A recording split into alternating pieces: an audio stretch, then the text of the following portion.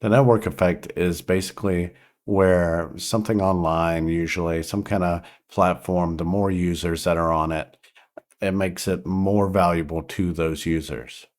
So when Facebook, for example, first came around, it was a little more popular because it was a little faster to load on slower internet connections back then than stuff like MySpace. After enough people got on Facebook, then you started seeing these little news articles, these little local news stories about how old Aunt May, she found her long lost sister she hadn't talked to in 20 years. She had no way to contact her. She found her on Facebook. Now they're reconnected and they're having a great time. They're best friends again. So all this basically shows you that the more people on a platform like Facebook, the more valuable it is to the people on there. Not only to the people, but to businesses. There's lots of businesses that are basically dependent on Facebook right now because either they don't want to pay for a website to get built or it's just easier. And there's so many, it's so easy to advertise your business on Facebook. You got a local restaurant, you can post a menu, updated menu. Everybody that follows your local restaurant in your area will see the updates, and it just all works so seamlessly. Those are the good parts of the network effect.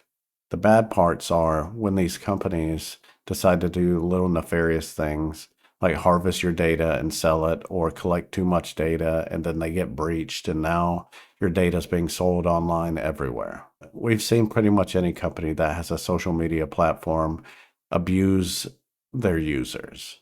They feed you too many ads. They make you paranoid by whenever you pick up your phone and you're just walking around and then you mention to somebody at work, hey, I'm going camping, but I need a new tent. And then at lunchtime, you look at your phone and on Facebook or on X, you're starting to see all this stuff about tents for sale. It's really eerie. And I'm not going to get into that they may not be listening to you through your microphone. They may just be able to figure out that you want a tent according to what you post online and your personality in general. Nonetheless, it's pretty creepy and people don't like it. So as I've gotten more and more bored over the years, I've decided to get into like putting alternative operating systems on my phone again. I got an Android phone and I was like, let's see what's going on. I'll put Graphene OS on there. And as a part of that, I was like, okay, I want to not be connected to Google at all because in some ways, Google can be even worse than Facebook or Meta or whatever they want to call themselves. I was looking into alternative applications that were outside of these basically spy networks.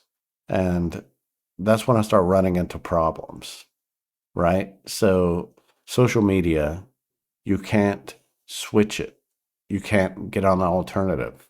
Like some people have tried getting on something like Blue Sky, and I tried getting on Blue Sky. I have one friend on there that I know in real life. Most of my friends aren't even on X. So a lot of my friends, they'll have Instagram or they'll have Facebook or they'll have both or whatever. But what's the alternative to Instagram? Is anyone going to go there? Are any of my friends going to go there? I'm 38 years old, and as people get older, they become more and more resistant to change. The network effect really digs its claws into people, and once you get to a certain age, it's almost inescapable. I looked up alternative apps to messaging, the regular messenger. And I found some alternative apps that aren't connected to Google, but it's still just your regular text messaging. I wanted to use something like Signal or something along those lines, but that's almost impossible because none of my friends will use it. And it's not like they're totally against it. They're just, it is what it is. What are you going to do? And I would basically have to convince every one of my friends or in real life to switch to a messenger that they they don't have any problems with their normal messenger. So it's basically impossible for me to escape the messaging ecosystem. Basically, at this point, I feel as though the network effect has dug its claws so deep within most of America and even the world that you rarely see something new arise. Like TikTok is probably the latest thing, and TikTok, it is it was different with the short form videos, the very short videos you could just scroll through. But it took a while to get there. I think it started off like as a music app or something like that, and nobody was on there. And when it first started, nobody was on there. But how did it grow? That's my question. Did some celebrity use it? Because I remember when it comes to X or formerly Twitter, the reason why a lot of people started jumping on it is because celebrities were on there.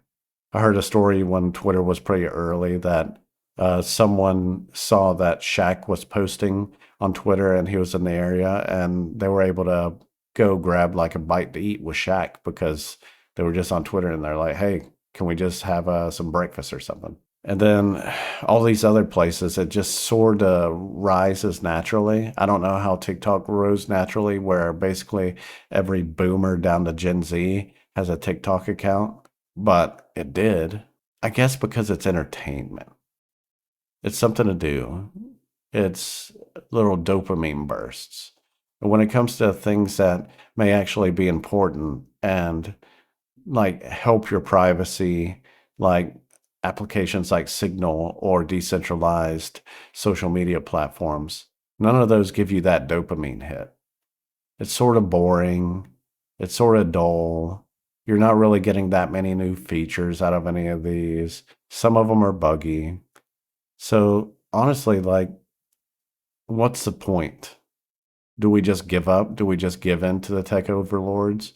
Or do we say, hey, I'm going to download Signal, and if you want to talk to me, you have to download it? I mean, do you have to be a dick? Or what? Like, I literally don't understand how you can become more private when the claws of network effect are dug so deep within most of the population that it seems like everything is just hopeless. That's the end of my rant, really. If you have any ideas on how these things can be transferred over or how you can get friends to switch to some kind of decentralized network or encrypted text messaging network, let me know, because a lot of my friends are just like, they're not tech people. They're like music nerds and stuff like this, and they don't really care unless the Facebook and unless the text messaging apps just start crashing all the time or become really buggy or become so dangerous that it's in the news every day that people are losing their bank account information because they use a regular text messaging app. Like, unless it's that kind of stuff happening, then I don't know, like, how you would get people to switch over other than just some kind of generational effect. Maybe get young people to switch over. And if enough young people, eventually it'll just, all the old stuff will just get filtered out. I don't know. If you got any ideas, let me know in the comments below. If you made it to the end of this video, thanks a lot. Thanks for watching. That's it. Bye.